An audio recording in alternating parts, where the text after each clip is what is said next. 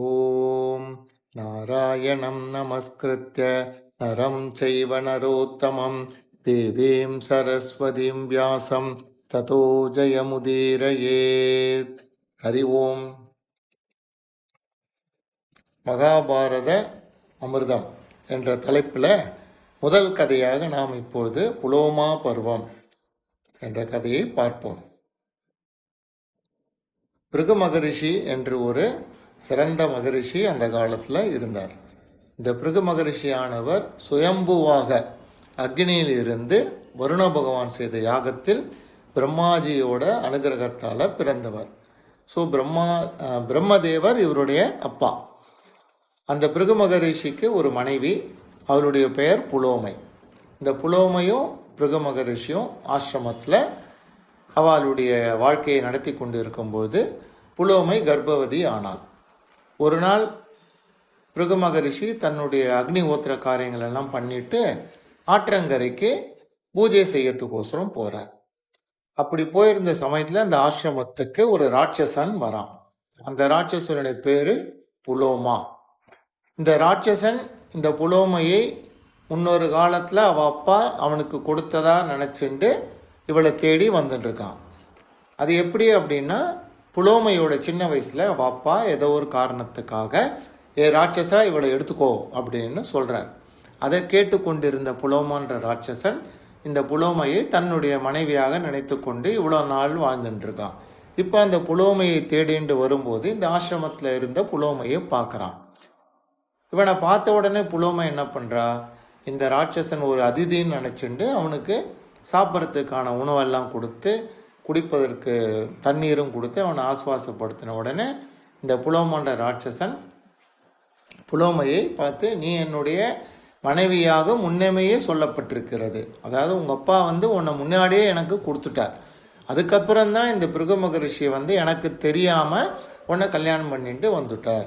அதனால் இப்போ நீ என்னுடைய மனைவி தான் அப்படின்னு சொல்லிட்டு அந்த பிருகு மகரிஷி பண்ணி வச்சிருந்த அக்னி ஓத்திரத்தில் அக்னி பகவான் எரிஞ்சுருக்கார். அவரை பார்த்து இந்த ராட்சசன் கேட்குறான், ஏ அக்னி பகவானே, இந்த புலோமை முன்னாடியே எனக்கு மனைவியாக கொடுக்கப்பட்டவள்.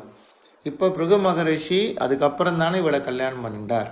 அப்படி பார்த்தா இவளை எனக்கு தானே முதல் மனைவி. அதனால் நான் இவளை இப்போ தூக்கின்னு போகிறேன், நீ சத்தியமாக சொல்லு அப்படின்ன உடனே அக்னி பகவான் என்ன பண்ணுறார், அக்னி பகவானுக்கும் தெரியும் அவள் அப்பா சின்ன வயசில் இவளை எடுத்துக்கோ ராட்சசான்னு சொன்னதும் தெரியும்.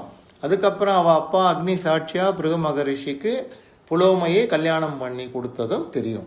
ஸோ ரெண்டு விஷயத்தையும் அக்னி பகவான் என்ன பண்ணுறார், நேர இந்த புலோமான்ற ராட்சசனுக்கு சொல்கிறார்.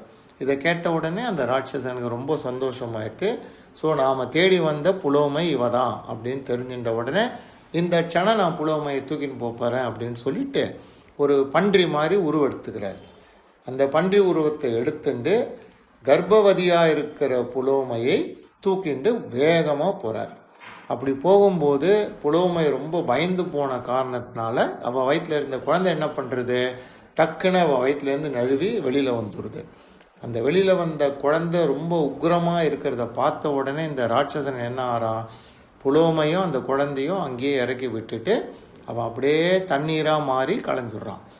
இப்போ இந்த புலோமை என்ன பண்ணுறா, அழுதுண்டு இந்த குழந்தைய தூக்கிண்டு சோகத்தோடு வரும்போது இதை பார்த்த பிரம்மாஜி மேலேருந்து கீழே புலோமையை தேட்டுறார். நீ கவலைப்படாத, இந்த குழந்தை உன்னை காப்பாற்றுறதுக்கோசரம் உன் வயிற்றுலேருந்து வழிக்கு வளர்ந்ததுனால இந்த குழந்தைக்கு ஷவனர் அப்படின்ற பேர் வைக்கிறேன் அப்படின்னு சொல்லிட்டு இவன் ரெண்டு பேரையும் கூட்டு ஆசிரமத்தில் விட்டுட்டு போகிறார்.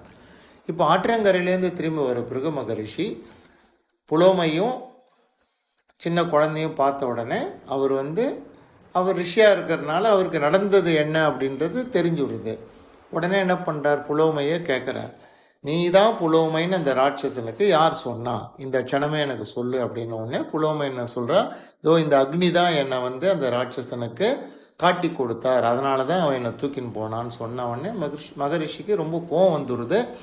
அவர் அக்னியை பார்த்து ஒரு சாபம் கொடுக்குறார்.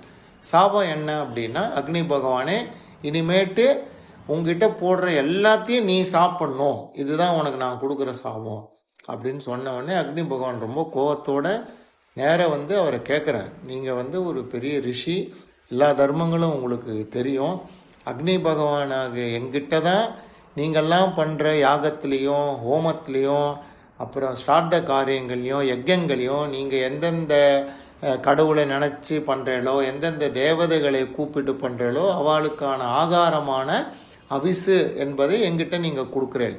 அதை நான் எடுத்துட்டு அவளுக்கு சேர்க்கறது தான் என்னுடைய கடமை. அப்படி இருக்கும்போது எல்லாத்தையும் நானே சாப்பிடுவேனா மாறுவேன் அப்படின்னு நீங்கள் சொன்னது எப்படி தர்மமாகும்? நீங்கள் கோபத்தில் சரியாக விசாரிக்காமல் தர்மம் என்னன்னு தெரிஞ்சுக்காம என்னை சாபம் பண்ணிட்டேலே அப்படின்னு கோச்சுன்னு என்ன பண்ணுறார் அக்னி பகவான்? ஒரு குகையில் போய் ஒளிஞ்சுன்றார். இப்போ அக்னி பகவான் இல்லாததுனால என்ன ஆறுது அப்படின்னா ரிஷிகளும் முனிவர்களும் செய்ய வேண்டிய நித்திய காரியங்களான ஹோமங்கள், ஜபங்கள், யாகங்கள், சிரார்த்த காரியங்கள் இது எதுவுமே பண்ண முடியல. இப்போ அது அக்னி இல்லாமல் பண்ண முடியாததுனால என்ன ஆயிடுத்து? அக்னி மூலியமாக தேவதைகளுக்கும் அந்தந்த கடவுளுக்கும் இந்த வேறு நம்ம பித்ருக்களுக்கும் போக வேண்டிய ஆகாரம் கிடைக்காம போயிடுது. அதனால் அவள்லாம் என்ன ஆயிடுறா? சாப்பாடு கிடைக்காம பட்னியாக இருக்கா. இப்போ இந்த ரிஷிகளும் முனிவர்களும் ரொம்ப கவலைப்பட்டுட்டா.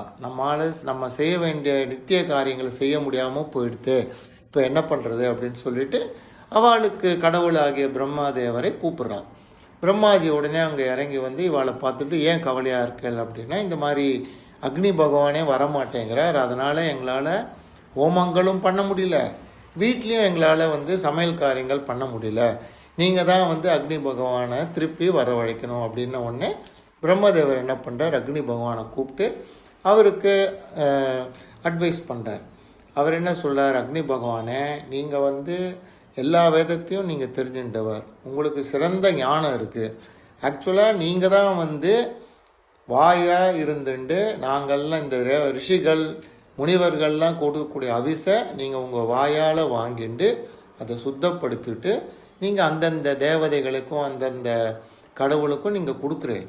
இப்போ நீங்கள் பிருகு மகரிஷி கோபத்தில் உங்களுக்கு என்ன சாபம் கொடுத்தாரோ அந்த சாபத்தையும் நீங்கள் வரமாக மாற்றிங்கோ. நீங்கள் அப்படின்னா என்ன அர்த்தம் அப்படின்னா, நீங்கள் தான் இனிமேட்டு எல்லா தேவதைகளுக்கும் பித்ருக்களுக்கும் ரிஷிகளுக்கும் எல்லாருக்குமே நீங்கள் தான் வாய் போன்றவர். எல்லாரும் அவ பண்ணுற ஹோமத்துலேயும் யஜ்யத்துலேயும் பண்ணக்கூடிய நெய்வேத்தியம், அதாவது அவிசை உங்களுக்கு உங்கள் வாயில் தான் போடுவோம். நீங்கள் அதை என்ன பண்ணுவீங்க? உங்களுடைய பங்கை எடுத்துட்டு எந்தெந்த தேவதைகளுக்கு எந்தெந்த பங்கு போகணுமோ அதை கொண்டு சேர்க்கிற மாதிரி நீங்கள் மாற்றின்றுங்கோ.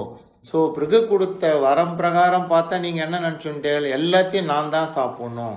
இப்போவும் எல்லாத்தையும் நீங்கள் தான் உங்கள் வாயால் வாங்க போகிறேன். ஆனால் உங்களுக்கு வேண்டியதை நீங்கள் சாப்பிடுவேல், மிச்சத்தெல்லாம் யார் யாருக்கு போய் சேரணுமோ அவளுக்கு கொடுத்துருவேல் அப்படின்னு பிரம்மதேவர் சொன்ன உடனே அக்னி பகவான் ரொம்ப சந்தோஷமாயிறார்.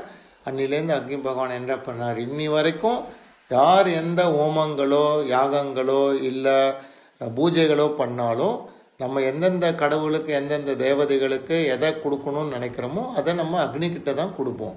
அக்னி பகவான் அதை தன் வாயாக நினச்சி வாங்கிட்டு அதை அவாளுக்கு கொண்டு சேர்க்கிறார். இப்படித்தான் புலோமா பருவத்தில் அக்னி தனக்கு ஏற்பட்ட சாபத்தை தனக்கு கிடைச்ச வரமாக மாற்றிண்டு இன்னி வரைக்கும் உலகத்தில் அக்னி இருந்தால்தான் எந்த ஹோமங்களோ யாகங்களோ யஜ்யங்களோ பண்ண முடியும் என்ற அளவுக்கு மாறிவிட்டது. இத்துடன் புலோமா பருவன்ற கதை முடிவடைகிறது. அடுத்த கதையாக நாம் டுண்டுபன் சாபம் என்ற கதையை நாம் பார்ப்போம். நன்றி.